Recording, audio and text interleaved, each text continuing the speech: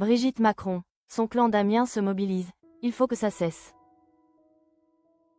Depuis l'ouverture du procès historique des 10 accusés de cyberharcèlement contre Brigitte Macron,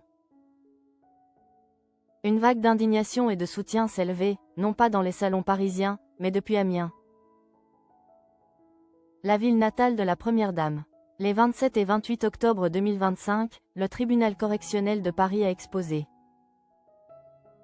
au grand jour la bassesse des attaques en ligne, rouvrant une blessure qui a profondément affecté l'épouse du président. La rumeur conspirationniste, lancée sur les réseaux sociaux dès 2020, prétendait que l'épouse du président était une femme transgenre, née sous le nom de Jean-Michel Trogneux. Cette théorie diffamatoire a pris une ampleur nationale dangereuse, forçant Brigitte Macron, longtemps silencieuse, à saisir la justice. Le geste le plus poignant est venu de sa propre famille, sa fille, Tiffaine Ozière, elle-même avocate, a choisi de témoigner à la barre pour défendre l'honneur de sa mère. Une démarche courageuse qui a ému bien au-delà des murs du tribunal, suscitant un élan de solidarité fervent à Amiens, où les habitants n'ont jamais cessé de lui vouer une grande affection.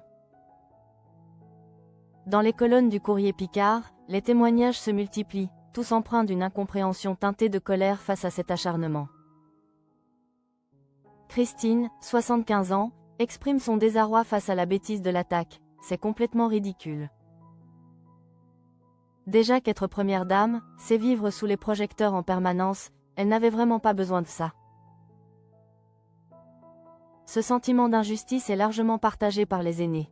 Bernard, 80 ans, s'agace, je n'en peux plus de ces bêtises. Comment peut-on croire ça? Elle a eu des enfants. C'est grave de voir à quel point certains gobent tout ce qu'ils lisent sur Internet.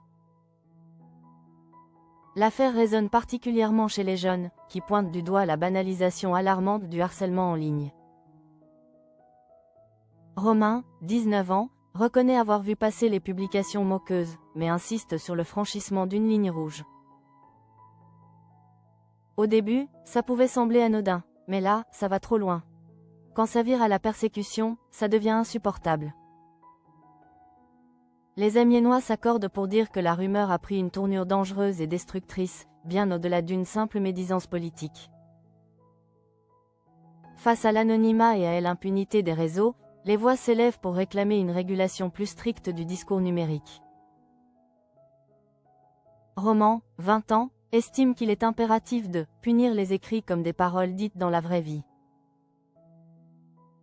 Il ramène ensuite le débat à l'essentiel, qu'elle soit née femme ou homme, on s'en fiche totalement.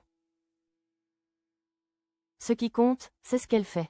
Un rappel bienvenu que la première dame devrait être jugée sur ses actions, non sur une rumeur malveillante. Même au Touquet, où Brigitte Macron passe une partie de l'année avec le président, le soutien est tout aussi vibrant. Juliette Bernard, une élue locale, s'insurge contre la nature vicieuse de cette campagne. Cette rumeur, c'est fait pour détruire une famille. Elle a bien fait de se défendre. À un moment donné, il faut dire stop. La démarche courageuse de Brigitte Macron de saisir la justice est saluée comme un acte nécessaire pour rétablir la dignité face à la machine à broyer des complots en ligne. L'affaire choque et attriste, mais elle révèle aussi un puissant élan de solidarité autour d'une femme qui, malgré les attaques personnelles et la violence du harcèlement, continue de mener son rôle avec une résilience et une dignité inébranlables, soutenue par les racines de sa ville natale.